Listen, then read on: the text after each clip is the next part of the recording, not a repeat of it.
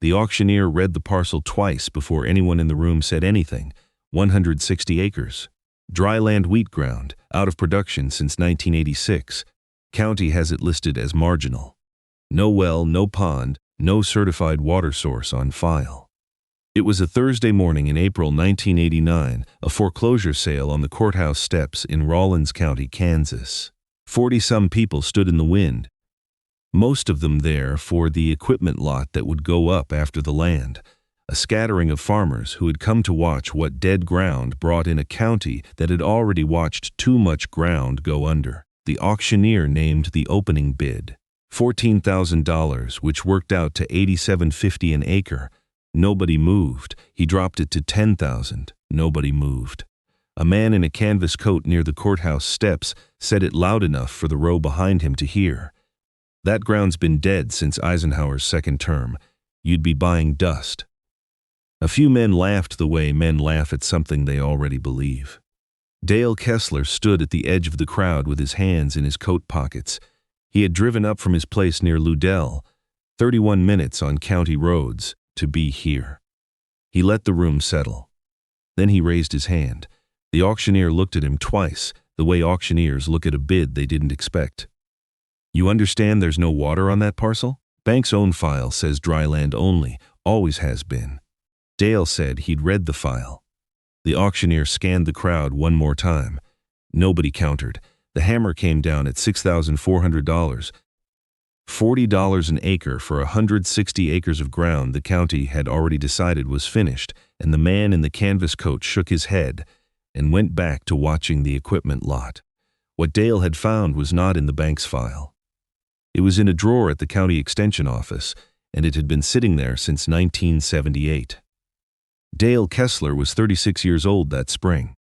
He ran 42 cow-calf pairs on 110 acres of owned ground, and another 90 leased year to year from a widow outside Atwood who had told him more than once that her son wanted the lease ground back the day he finished college. Dale had $11,000 in savings and a line at First State Bank in Atwood that his lender, Wade Simmons, had already told him would not stretch past $15,000 against his herd. Good grass in Rawlins County was running $400 to $500 an acre that spring when it sold at all.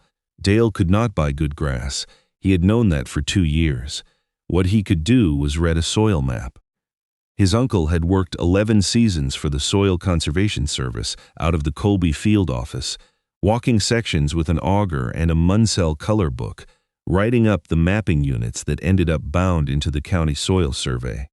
He had died in 1984, but he had spent one whole winter afternoon in 1979 teaching a 15-year-old Dale how to read the map he'd helped make, back when nobody in the family thought it would matter for anything but a school report. He told Dale the map recorded 2 different kinds of ground. One kind was what a section looked like on top.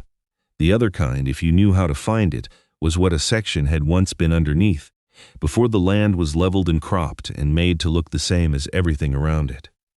Buried channels were the second kind. An old stream, filled in over centuries with sand and gravel and finer soil layered on top, would show up on a soil survey as a narrow band of a different mapping unit cutting through a field that was otherwise uniform. The surface crop didn't know the difference. But the channel underneath held water differently than the ground around it, sometimes holding a shallow perched table close enough to reach without drilling 400 feet through Ogallala shale. Dale had gone to the extension office in March, 3 weeks before the sale, and asked to see the 1978 Rawlins County Soil Survey for the section that included the 160. Most of the section was mapped as Keith Silt loam, deep, well-drained, unremarkable dryland ground, which matched what the bank's appraisal said and what the auctioneer would say from the courthouse steps. But a band 40 to 60 yards wide ran diagonally across the northeast quarter of the 160, mapped as Naron loam, a soil type the survey noted as occurring in old drainageways, moderately deep to a seasonal water table. It ran from the northeast corner down toward the section line in a shape that had nothing to do with how the field had been farmed. It followed the shape of something that used to be a creek. Dale wrote it down on a legal pad. Naron band, northeast quarter, roughly diagonal, 40 to 60 yards wide. He was not finished. He drove to the county ASCS office the following week and asked to see the aerial photography on file for the section. The standard black and white flights the government ran every few years to check compliance on program acres. He asked for the 1974 flight and the 1983 flight, both taken in August, both taken during dry summers. In both photographs, faint but visible if you knew where to look, a darker diagonal stripe ran across the wheat stubble in the northeast quarter, in the same place and the same shape as the Naron band on the soil map. The crop above the buried channel had grown slightly heavier in a dry year, pulled slightly more moisture from slightly deeper ground, and left a mark on the film that the ground itself no longer showed to the eye. Two different records, 20 years apart, agreeing with each other about a line nobody driving past the field would ever see. Dale drove out to the property on a cold Saturday in late March, 3 weeks before the sale, and walked the fence line. He paced off the Naron band as best he could from the map, found the low swale it corresponded to on the ground, a barely perceptible dip that any combine had driven over 100 times without anyone thinking twice about it. He pushed a soil probe into the swale at 4 points along its length. At 2 of the 4 points, the probe came up with soil that was noticeably darker and cooler than the ground 20 feet to either side, even in March. He did not dig a test hole yet. He did not want to disturb ground he did not yet own. He drove home and added one more line to the legal pad. Probe confirms cooler, darker soil at 2 points along swale, consistent with shallow moisture. Worth the bid. He went to the sale on Thursday and raised his hand when nobody else would. The coffee shop version of the sale was around town within the week. Roy Latham, who farmed 600 acres of wheat and milo east of Atwood and had known Dale's family for 20 years, said Dale Kessler, had bought the dead ground north of Ludell for $40 an acre. Somebody said that was next to nothing. Roy said next to nothing was still too much for ground that had been condemned by 3 different renters before the bank finally foreclosed on it. He said the place had been out of production since the '86 wheat prices broke the last man who tried it, that the topsoil was thin from 40 years of dryland cropping with no cover, and that if there had been water on it, the man who farmed it for 2 decades would have found it long before some cow-calf operator with a soil map found it in an afternoon. Somebody said a map's a map, not a well. Roy said that was exactly his point. Dale was not at the counter. He was out at the 160 with a post hole digger and a probe rod. He did not touch the whole section. He fenced the perimeter first, 3 days of work and $1,100 in wire and posts, and turned in 12 dry cows in early May as a test group, the same way his uncle would have told him to test anything he didn't yet trust. For the first 10 days, the cows grazed the section unevenly. The northeast quarter had thinner grass than the rest, a legacy of decades cropped too hard, but the cattle kept drifting back to the swale in the middle of the afternoon anyway, standing along the shallow dip rather than grazing the better grass along the fence line. Dale wrote it down each evening, cattle concentrating in the swale, afternoons, no obvious feed reason. On the 11th day, he brought a tractor-mounted post-hole auger out to the 2 spots where his probe had come up cool and dark in March.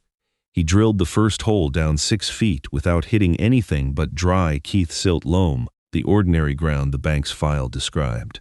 He moved 18 feet north to the second spot and drilled again. At 9 feet, the auger came up wet. He kept going. At 14 feet, the hole was holding standing water faster than he could pull soil out of it. He sat on the tailgate for a while before he did anything else. The 12 cows had drifted over and were standing at the fence, watching him the way cattle watch anything unfamiliar happening near ground they already trusted. He did not call anyone that day. He wanted to know what he had before he told the county what he had. He drove to the extension office again the following Monday and told Fred Nolan, the district conservationist, what he'd found. Fred pulled the original survey notes for the mapping unit and confirmed what the published map only summarized. The Naron band across that section had been logged by the original 1976 field crew as sitting over what they called an old terrace remnant of Beaver Creek, a channel that had shifted its course sometime in the last several thousand years and left buried sand and gravel under several feet of later soil. Fred said a channel like that would typically perch a shallow water table fed by lateral seepage off the surrounding upland whenever the regional table was high enough to reach it, which in a normal year in that part of the county sat somewhere around 12 to 16 feet. He said it would not be a domestic supply, it would not run a center pivot. But for livestock, if the yield held up through a dry summer, it could be a real water source and not just a wet hole. Dale asked what it would take to use it without drilling a real well. Fred told him about driven sandpoint wells, a method mostly out of fashion in a county full of deep irrigation wells, but still standard practice in places with a shallow table. Drive a well point on the end of a length of pipe straight down into the water-bearing sand with a maul or a slide hammer, no rig required, and pump it with a simple jet pump once it was seated. Dale drove to the farm supply in Atwood and bought a 2-inch galvanized well point, 3 21-foot lengths of pipe, and a used quarter-horse jet pump a neighbor was selling out of a shed. Total cost for materials, $380. He drove the point himself over 2 afternoons with a slide hammer borrowed from Roy Latham, who came out to watch and did not offer an opinion until the pipe stopped sinking at 19 feet, and Dale hooked the pump up and primed it. Water came up the pipe on the 3rd pull, cloudy at first, then clear within a few minutes of running. Roy watched it fill a 5-gallon bucket in under a minute. He said, "Huh," and did not say anything else that day. Dale ran a length of 1/2-inch poly line from the wellhead to a 400-gallon tank he set on a low pad 30 feet away and let the pump cycle on a simple float switch he wired to a car battery and a small solar panel, since there was no power line within 1/2 mile of the site. Total cost of the completed water point, pump, wiring, solar panel, tank, and trenching for the line, $890. He wrote the comparison on the same legal pad. Drilled well quote, contractor out of Colby, April 1989, $8,700. Sandpoint well, complete, $890. Water hauling avoided. 12 head over a projected 90 dry days at $60 a load, 2 loads a week, roughly $2,100 for the summer alone. July ran dry that year, the way it had run dry more often than not since the middle of the decade. Ponds on the surrounding places dropped through the month. Roy Latham was hauling water to his own dry lot on the section next door by the 2nd week of July, $60 a load, 2 loads most days for a herd 4 times the size of Dale's test group. Dale checked his tank every morning before he checked anything else. On the worst week of the drought, the pump was cycling on and off through the night, and the tank never dropped below half. The pipe, 14 feet into an old creek channel nobody had thought about since before Dale was born, was still doing what it had apparently always done, quietly, underneath ground the county had written off as dead. He moved 28 pairs onto the full 160 in August once he was satisfied the yield would hold, keeping his original herd on the home place as a buffer.